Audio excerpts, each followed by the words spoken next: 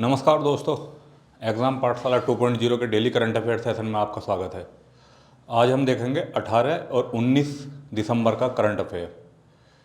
चलिए देखते हैं क्या आज के करंट अफेयर में। अपना पहला सवाल है, यूथ को लैब युवा नवाचार आंदोलन अटल इनोवेशन मिशन और किस संस्थान की एक पहल है? ऑप्शन ए है WEF, ऑप्शन बी है UNDP, ऑप्शन सी है यूनिसेफ, ऑप्शन डी है यूनेस्को। तो सबसे पहले तो ये याद रखना, यूथ को लैब युवा नवाचार आंदोलन है एक टाइप का। एक तो ये अटल इनोवेशन मिशन इसमें शामिल है, अटल इनोवेशन, और दूसरा वो पूछ रहा है किस संस्थान की एक पहल है।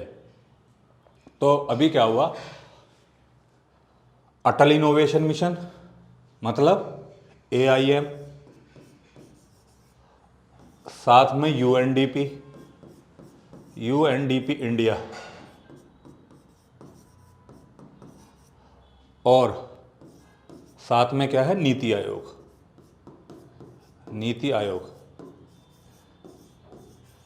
इन तीनों ने मिलकर युवा नवाचार आंदोलन की शुरुआत करी है। और ये क्या है, ये यूथ को क्लब, ये एशिया पैसिफिक के सबसे बड़े यूथ इनोवेशन मूवमेंट, यूथ को क्लब 5वां संस्करण है ये, ठीक है। ये एशिया पैसिफिक के यूथ इनोवेशन मूवमेंट का 5वां संस्करण है ये, ठीक है। शुरुआत किस किसने करी है? Atal innovation mission, UNDP India, United Nation development programme India और नीति आयोग। इसका उद्देश्य क्या है? इसका उद्देश्य है जो SDG गोल्स हैं हमारे, SDG मतलब सस्टेनेबल डेवलपमेंट गोल्स जो हैं, उन गोल्स में तेजी लाना इसका उद्देश्य है। तेजी लाना इसका उद्देश्य है। तो इसका सही उत्तर क्या हो गया? इसका सही उत्तर है UNDP इसका सही उत्तर है।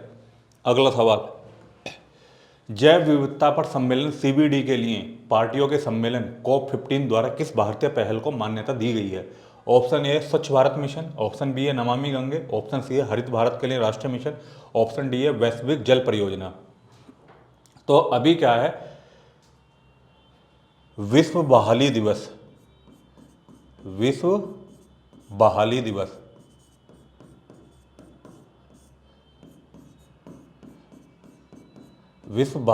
मतलब वर्ल्ड रिस्टोरेशन डे बोलते हैं इसे, वर्ल्ड रिस्टोरेशन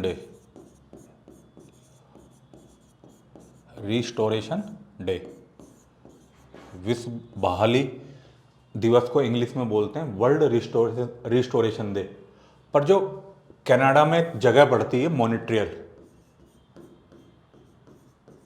मॉन्ट्रियल, कनाडा में पड़ती है जगह,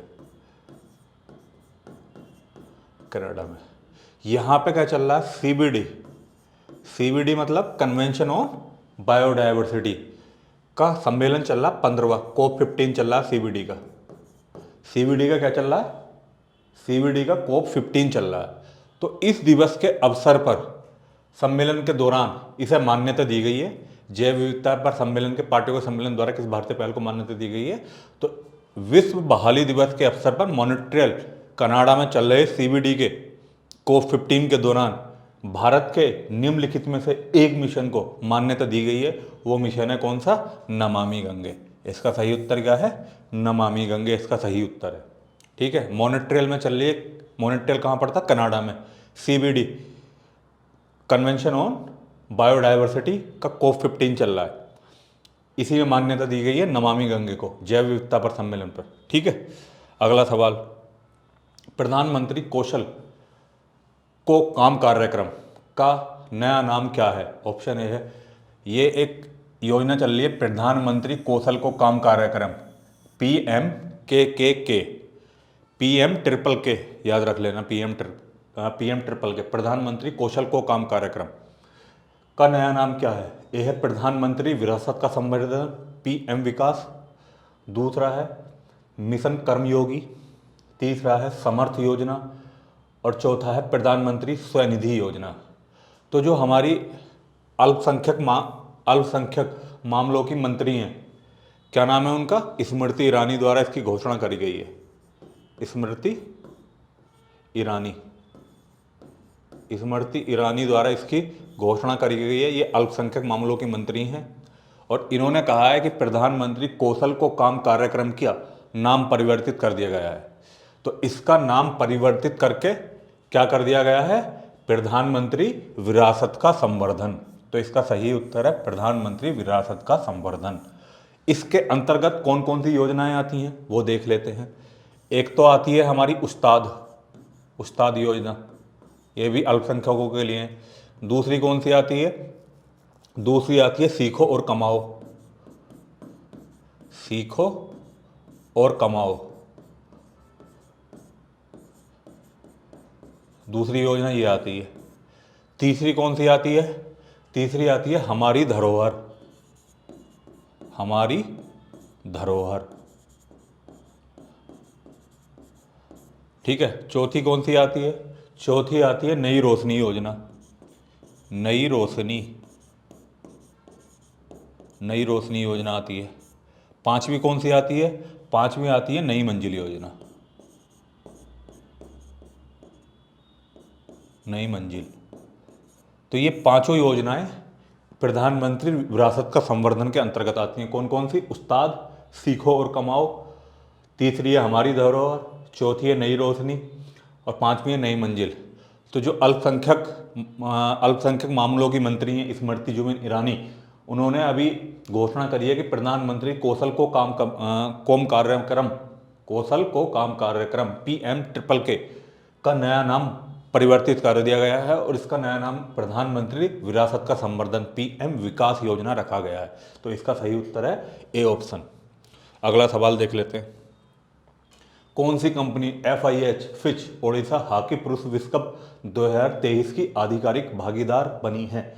option A Byju, option B है टाटा स्टील, ऑप्शन सी है रिलायंस इंडस्ट्री, ऑप्शन डी है जियो। तो अभी टाटा स्टील द्वारा, इसका सही उत्तर है टाटा स्टील द्वारा फिच ओडिशा हॉकी पुरुष विश्व कप 2023 की आधिकारिक भागीदारी ले ली गई है। MOU पे समझौते हुए फिच ओडिशा हॉकी पुरुष विश्व कप 2023 की जो कमेटी है और टाटा स्टील के बीच में अभी हस्ताक्षर हुए हैं। वो आधिकारिक तौर पर भागीदार बन गया। कौन? टाटा स्टील। किसका बना है? वो है FIH ओडिशा हॉकी पुरुष विश्व कप 2023 का। अगला सवाल, सूर्य ग्रहण भारत और किस देश के बीच आयोजित एक संयुक्त प्रशिक्षण अभ्यास है? ऑप्शन ए है नेपाल, ऑप्शन बी है श्रीलंका, ऑप्शन सी है फ्रांस, ऑप्शन डी है ऑस्ट्रेलिया। तो अभी क्या हुआ, ये अभ्यास का इसका ये 16वां संस्करण आयोजित हो रहा है। 16वां संस्करण है ये, 16वां संस्करण है, इसका आयोजित हो रहा है। ये कहाँ हो रहा है? 16वां संस्करण हो रहा है नेपाल आर्मी बैटल स्कूल में। नेपाल आर्मी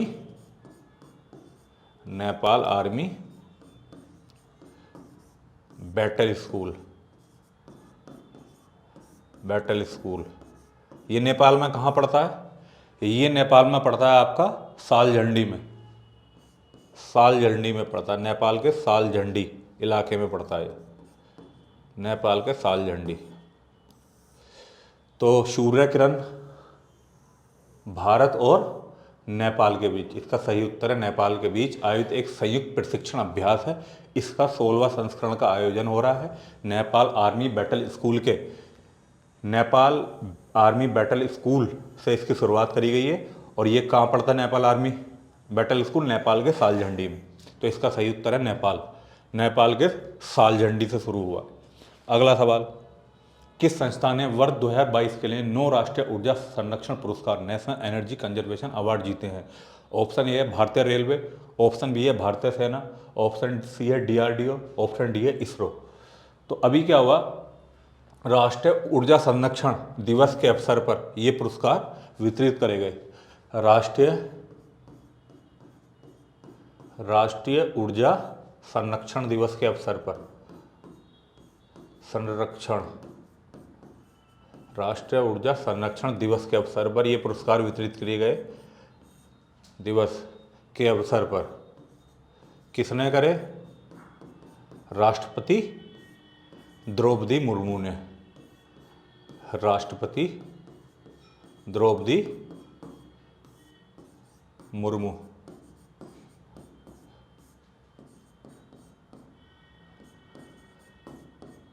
मुर्मू ने पुरस्कार दिए हैं। और भारतीय रेलवे को सर्वाधिक पुरस्कार मिले हैं। इसका सही उत्तर है भारतीय railway. National energy conservation award किसने जीते? तो किसने जीते? भारतीय रेलवे ने। राष्ट्रीय ऊर्जा संरक्षण दिवस के अवसर पर राष्ट्रपति द्रौपदी मुर्मू द्वारा इन पुरस्कारों का आवंटन किया गया और भारतीय रेलवे को इसमें 9 राष्ट्रीय ऊर्जा संरक्षण पुरस्कार मिले हैं सर्वाधिक। तो इसका सही उत्तर क्या है? भारतीय रेलवे। अगला सवाल, स्वदेश दर्शन योजना, स्वदेश दर्शन योजना किस केंद्रीय मंत्रालय द्वारा लागू की जाती है? ऑप्शन ए है पर्यटन मंत्रालय, ऑप्शन बी है विदेश मंत्रालय, ऑप्शन सी है संस्कृति मंत्रालय, ऑप्शन डी है रेल मंत्रालय। तो अभी क्या हुआ, स्वदेश दर्शन योजना के तहत अभी क्या है, eco tourism, eco tourism tourism theme को चुना गया है, थीम को चुना गया है। किसे चुना गया है? स्वदेश दर्शन योजना के तहत इको टूरिज्म थीम को चुना गया है। और ये स्वदेश दर्शन योजना किस केंद्रीय मंत्रालय द्वारा लागू की जाती है? तो इसका सही उत्तर है पर्यटन मंत्रालय द्वारा। ये इसलिए चर्चा में रही स्वदेश दर्शन योजना क्योंकि इसके लिए इको टूरिज्म थीम को चुना गया अभी हाल फिलहाल में ही, और ये पर्यटन मंत्रालय द्वारा लागू की जाती है स्वदेश दर्शन योजना। तो इसका सही उत्तर क्या है? पर्यटन मंत्रालय। अगला सवाल, 1971 के युद्ध में पाकिस्तान पर भारत की जीत के उपलक्ष्य में भारत में विजय दिवस कब मनाया जाता है? तो 1971 में बांग्लादेश मुक्ति के लिए जो हमने युद्ध लड़ा था ना, बांग्लादेश मुक्ति के युद्ध में, और उसमें जो विजय हुई थी उसके उपलक्ष्य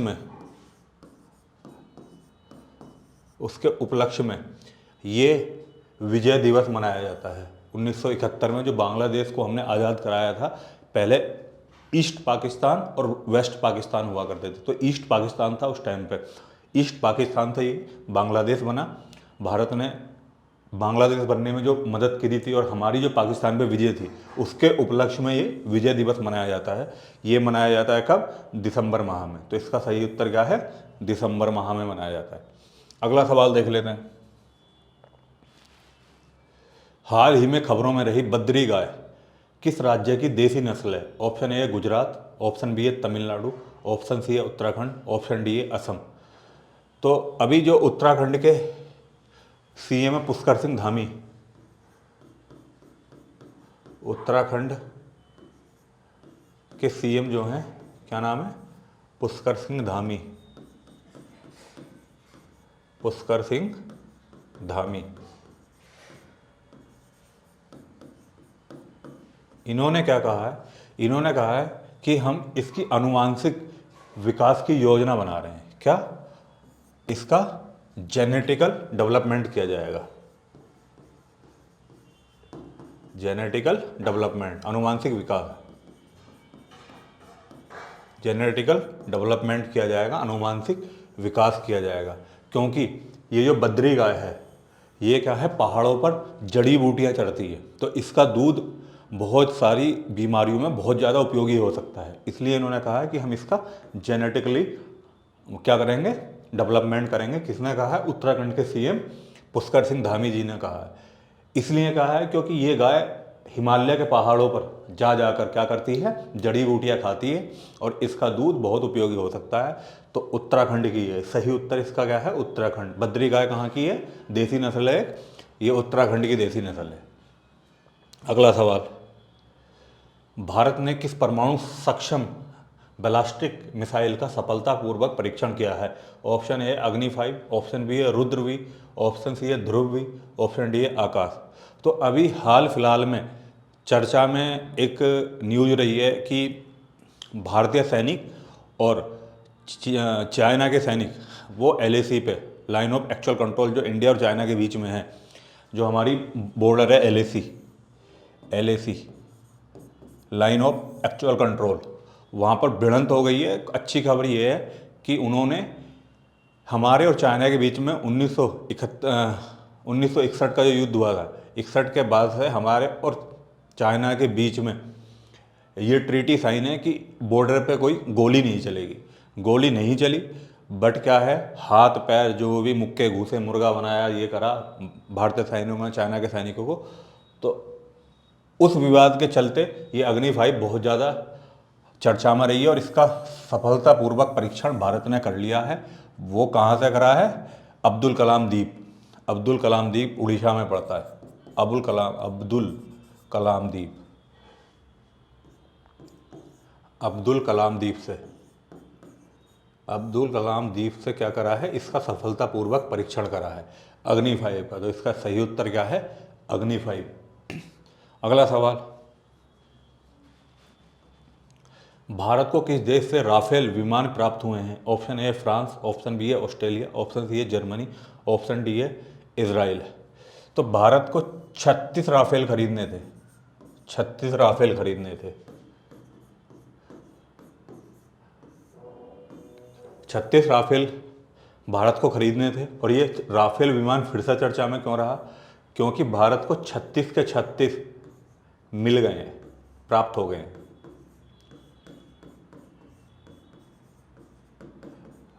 और 36 के 36 राफेल हमने किससे खरीदे? हमने खरीदे फ्रांस से। तो इसका सही उत्तर क्या है? फ्रांस। अगला सवाल, हाल के आंकड़ों के अनुसार पिछले 5 वर्षों में सरकारी नीतियों और कार्यक्रमों के विज्ञापनों पर कितनी राशि खर्च की गई है? तो सूचना और प्रसारण मंत्रालय द्वारा एक डाटा आया है। किसके द्वारा? सूचना और प्रसारण मंत्रालय। सूचना और प्रसारण मंत्रालय।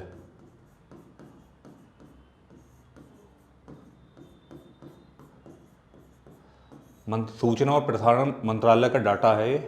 डाटा में कहा गया कि पिछले 5 वर्षों में सरकार ने नीतियों और कार्यक्रमों, जो सरकार अपनी नीतियां लेकर आती है और जो कार्यक्रम लॉन्च करती है, उनके जो विज्ञापन पब्लिश करती है सरकार, उस पर जो खर्चा आया है वो 3723 करोड़ रुपए आया है। तो इसका सही उत्तर क्या है? 3723 करोड़ रुपए। सूचना और प्रसारण मंत्रालय का ये डाटा है। सूचना और प्रसारण मंत्रालय ने यह कहा कि सरकार पिछले 5 वर्षों में अपने नीतियों और कार्यक्रमों पर 3723 करोड़ रुपए खर्च कर चुकी है। मतलब 3723 करोड़ रुपए खर्च कर चुकी है। ना करते यार, गरीबों को भी दे देते भाई। पब्लिक सब्सक्रिप्शन के लिए सॉवरेन गोल्ड बॉन्ड कौन सी संस्था जारी करती है? ऑप्शन ए है भारतीय रिजर्व बैंक, ऑप्शन बी है भारतीय स्टेट बैंक, ऑप्शन सी है नीति आयोग, ऑप्शन डी है सेबी। तो पब्लिक सब्सक्रिप्शन के लिए सॉवरेन गोल्ड बॉन्ड कौन सी संस्था जारी करती है? तो इसका सही उत्तर क्या है? भारतीय रिजर्व बैंक जारी करती है। सही उत्तर है भारतीय रिजर्व बैंक। अगला सवाल, रिलायंस द्वारा लॉन्च किए गए FMCG उत्पादों का ब्रांड नाम क्या रखा गया है? ऑप्शन ए है फ्रीडम, ऑप्शन बी है ट्रस्ट, ऑप्शन सी है फेथ, ऑप्शन डी है इंडिपेंडेंस। तो रिलायंस द्वारा FMCG उत्पादों का अपना नाम क्या रखा गया है? इंडिपेंडेंस। सही उत्तर इंडिपेंडेंस है। याद रखना, रिलायंस ने FMCG उत्पाद जो अपने FMCG लेकर आएगा वो, उनका नाम रखा है क्या? इंडिपेंडेंस। अगला सवाल देख लेते हैं, किस बैंक ने अपने बीमा उत्पादों को बेचने के लिए कोटक महिंद्रा जनरल इंश्योरेंस के साथ साझेदारी की है? ऑप्शन ए है DBS बैंक, ऑप्शन बी है कर्नाटक बैंक, ऑप्शन सी है फेडरल बैंक, ऑप्शन डी है तमिलनाडु मर्केंटाइल बैंक। तो अपने बीमा उत्पादों को बेचने के लिए कोटक महिंद्रा जनरल इंश्योरेंस के साथ अभी साझेदारी करी है। किसने करी है? वो करी है तमिलनाडु मर्केंटाइल बैंक ने। तो इसका सही उत्तर क्या है? Tamil Nadu mercantile bank. सही उत्तर इसका तमिलनाडु मर्केंटाइल बैंक है। अगला सवाल, किस देश ने हाल ही में रूस के वित्तीय क्षेत्र पर नए प्रतिबंध लगाए? तो आपको पता ही है यूक्रेन वर्सेस रशिया। तो यूक्रेन वर्सेस रशिया का जब से ये युद्ध चल रहा है, तो आपको पता ही है कि अमेरिका और पश्चिमी देश, अमेरिका और पश्चिमी देश किसका सपोर्ट कर रहे हैं? यूक्रेन का। तो कुल मिलाकर ये है कि किसी भी तरीके से रूस को घेरा जाए, उस पर चाहे प्रतिबंध लगाए जाएं, सैंक्शन लगाए जाएं, बस उसे घेरा जाए। अभी फिलहाल में फिर से क्या करा, रूस के वित्तीय क्षेत्र पर नए प्रतिबंध लगा दिए, नए सैंक्शन लगाए। किसने? अमेरिका ने। तो इसका सही उत्तर क्या है? अमेरिका ने लगाए। अगला सवाल, संयुक्त राष्ट्र आर्थिक और सामाजिक परिषद ECOSOC ने महिला अधिकारों को व्यवस्थित उल्लंघन के लिए किस देश को बाहर करने के लिए मतदान किए हैं? ऑप्शन ए है UAE, ऑप्शन बी है ईरान, ऑप्शन सी है इजराइल, ऑप्शन डी है चीन। तो अमेरिका द्वारा इकोसोक में क्या लाया गया? प्रस्ताव लाया गया। अमेरिका द्वारा प्रस्ताव को लाया गया, प्रस्ताव लाया गया है इकोसोक में। और महिलाओं के अधिकारों को व्यवस्थित उल्लंघन के लिए किस देश को बाहर करने के लिए इकोसोक से मतदान किया गया है? तो इसका सही उत्तर है ईरान को करा गया है। ईरान को करा गया है। अमेरिका द्वारा प्रस्ताव लाया गया है, वो इसलिए लाया गया कि वहाँ पे जो महिलाएं पीसफुल वो कर रही हैं, प्रोटेस्ट कर रही हैं, तो उसके अगेंस्ट में ईरानी सरकार क्या है, उन महिलाओं पर अत्याचार कर रही है। तो इसी के खिलाफ ये लेकर आया गया है, ईरान के खिलाफ। अगला सवाल, किस संस्था ने एक रिपोर्ट जारी की है कि जिसमें कहा गया है कि भारत में वायु प्रदूषण को रोकने के लिए पूरे दक्षिण एशिया में प्रयासों की आवश्यकता है? अगर भारत में वायु प्रदूषण को रोकना है तो पूरे साउथ एशिया में प्रयास करने की आवश्यकता है। किस संस्था ने कहा है?